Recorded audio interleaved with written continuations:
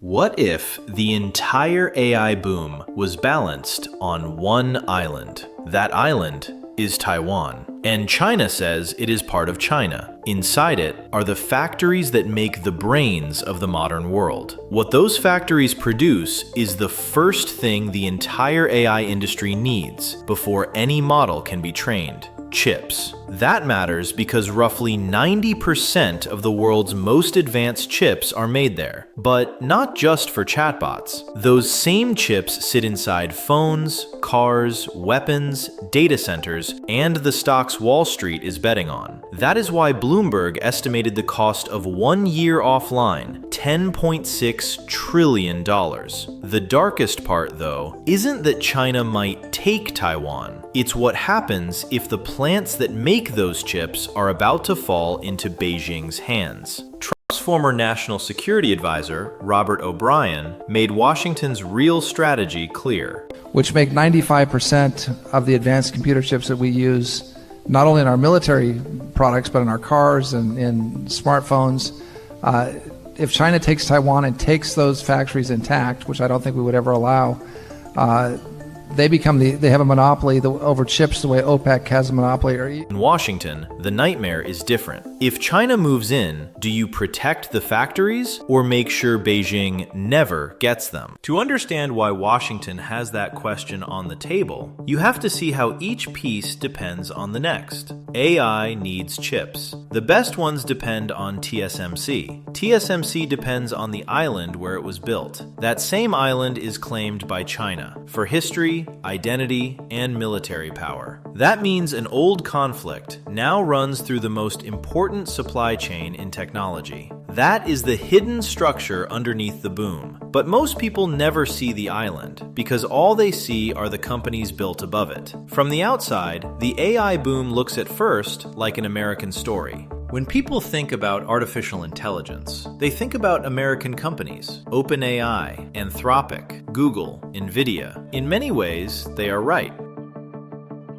America leads the race on the surface. The models, the labs, the cloud platforms, the money. Nvidia even became the first company in history to cross $5 trillion in market value. That lead is real. America's advantage, however, depends on something it does not fully control. The reason is that the most powerful AI models need the most advanced processors, and many of them trace back to the same place. Not Silicon Valley, not the place most people associate with AI, chips, and the future of technology, but an island less than 100 miles from China. Of every 10 advanced chips made globally, roughly 9 come from Taiwan. Behind that number is the company at the center of this story, TSMC. Its dominance, though, is not just about money. You cannot buy this overnight. It is decades of engineers, suppliers, machines, clean rooms, and tiny improvements stacked in one place. The story of how that happened starts with one man, Chang. His one bet was heretical, a chip company that wouldn't compete with its own customers. My answer to them was, no, we don't compete with them. We're in the foundry business. Born in mainland China, educated at MIT and Stanford, he worked 25 years inside Texas Instruments, climbed to the very top of the American chip industry, and then, in 1987, at 55 years old, he went back to Taiwan and proposed something nobody had tried: a chip company that wouldn't design its own chips, just make them for everyone else. That idea sounds simple, but it changed where power in the semiconductor industry lived. 40 years later, his company is the bottleneck of the entire AI economy. That concentration is its superpower, but it is also its weakness. Because the plants that power the AI age need very physical things: water, electricity, stability. Taiwan has already been reminded how fragile those basics are. In 2021, Taiwan faced its worst drought in decades. Chip makers were bringing in water by truck. In 2024, a magnitude 7.4 earthquake hit the island.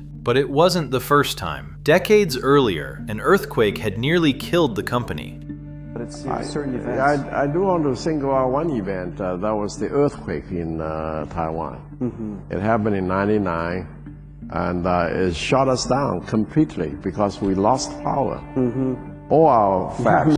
TSMC came back online fast. But the lesson was not that the system is safe. The lesson was that the system got lucky. So what happens when luck runs out? One answer came from Bloomberg, which modeled the worst-case scenario, a full military conflict over Taiwan. The damage would not stay in Asia, it would hit the entire global economy, more than the pandemic and the 2008 financial crisis combined. If the island stops, the damage spreads outward. Apple loses most of its iPhone production. Nvidia's AI roadmap slows. Automakers are left waiting for parts. Defense systems run into missing components. And Wall Street is forced to reprice the entire boom. That is the detail that matters. China would not need to destroy the fabs. A blockade could be enough. Washington's top military commander sees it exactly the same way. Blockade rehearsals, and both selective blockade, which would interdict certain commodities that would put pressure on Taiwan with the hope of some small concession of the autonomy that Taiwan enjoys now, all the way to the full blockade that they... Even that, though, is not the worst version of this story. The worst version is if the fabs survive and Beijing gets them. This is where Washington's nightmare comes from. In 2021, Parameters, the Journal of the U.S. Army War College, published an article called Broken Nest. Two analysts proposed a scenario. If China invades Taiwan, Taiwan could threaten to destroy TSMC itself. The logic was brutal. Make the island less valuable to Beijing before an invasion begins. This was not policy. It was an academic proposal. The idea, however, did not disappear. Once TSMC is treated as the prize, destroying that prize becomes part of the debate. Years later, Elbridge Colby, one of the Pentagon's top policy officials, wrote that disabling or destroying TSMC would be table stakes if China were taking over Taiwan. This is not theoretical. Influential defense think tanks like CSIS have wargamed this exact scenario 24 times. The United States usually wins, but the cost, dozens of ships, hundreds of aircraft, and the fabs, almost always destroyed in the fighting. Zach Cooper, who has spent years gaming this conflict at the American Enterprise Institute, describes what the fight actually looks like. That the Chinese would probably try and strike U.S. assets, whether that could be a U.S. aircraft carrier right at the outset, or facilities in Okinawa, Guam, and elsewhere. And from my standpoint, that means the U.S. has to fight. I know, every American president has their own predilections on this issue, but I think if you saw a 5,000-person U.S. carrier disabled somewhere in the Pacific, I think Americans would probably force the president to fight. Again, that does not mean the Pentagon has an official plan to destroy TSMC. It does mean, however, that the question is being discussed in public by people close to American defense policy. The question is terrifying. If the world's most important chip plants are about to fall into Beijing's hands, should anyone let that happen? Taiwan's answer, publicly, was no. Taiwan's then defense minister, Chang, publicly rejected the idea. He said Taiwan's military would not tolerate a foreign power destroying TSMC. Here, the three sides split. 3 governments, 3 different nightmares, 1 factory network. To understand China's side of this, you have to go back to 1949. In 1949, after years of civil war, China split in 2. The Communist Party won the mainland. The losing side, the nationalists, fled across the strait to Taiwan. Both sides claimed to be the real China. More than 75 years later, the argument has never been settled. Taiwan's foreign minister, Joseph Wu, has said the same thing for years. Of the people here do not see it that way. We want to maintain the status quo, and the status quo is that Taiwan is not run by the PRC, and we don't want to see a day that the authoritarian China or communist China is going to have its jurisdiction over Taiwan. That is not what we're going to accept.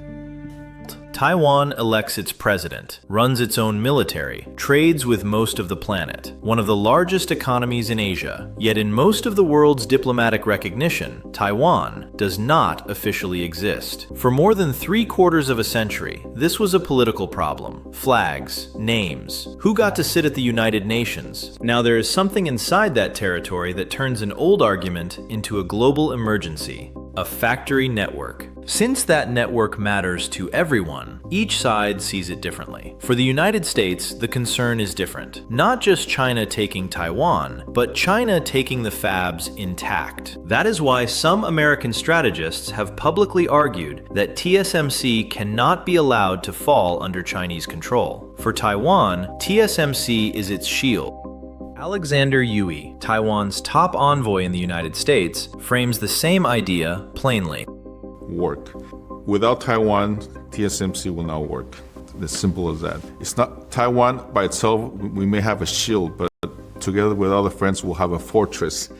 Not its only protection, but one of the biggest reasons the world cannot ignore it. So China sees a prize, America sees a vulnerability, and Taiwan sees protection. 3 rational fears, and one company sitting in the middle. Here is the paradox at the center of this whole story. For decades, Taiwan deliberately built TSMC to be irreplaceable. The economists called it the Silicon Shield. The idea that if Taiwan made itself the indispensable factory of the global economy, no country would dare invade and break it. Taiwan made itself the most important place on Earth so that it would be safe. That same importance is what now puts a target on its back. The shield was supposed to make invasion too costly. What nobody planned for was a friend saying, if we cannot save the shield, maybe we should be the one to break it. Even if those 3 governments could agree tomorrow morning, the deeper truth would still be uglier than any of them admit. Because this system does not need a war to break. Every link in that chain has survived on luck,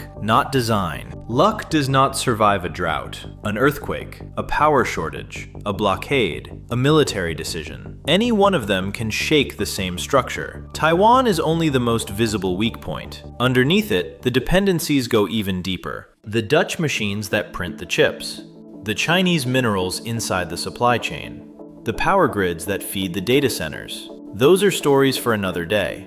What matters today is this. The most important industry of the 21st century is not floating in the cloud. It is balanced on a stack of physical dependencies. And the most fragile point in all of it is Taiwan. Right now, in Hsinchu, engineers are printing chips smaller than a virus. Those components will end up inside every AI company you know, and inside every device you depend on every day. But they are still made in a handful of fabs, on one island, with a fault line underneath, with a drought every few years, with a military threat 100 miles away. The strategists closest to this story, the war college researchers, the people writing defense policy, the analysts modeling the worst-case scenarios, are not planning to save it. They are planning what to do when it breaks. That is why the next era of power will not belong only to whoever builds the best AI. It will belong to whoever controls what AI depends on. The AI economy depends on Taiwan, and Taiwan is one of the most fragile places to put the future.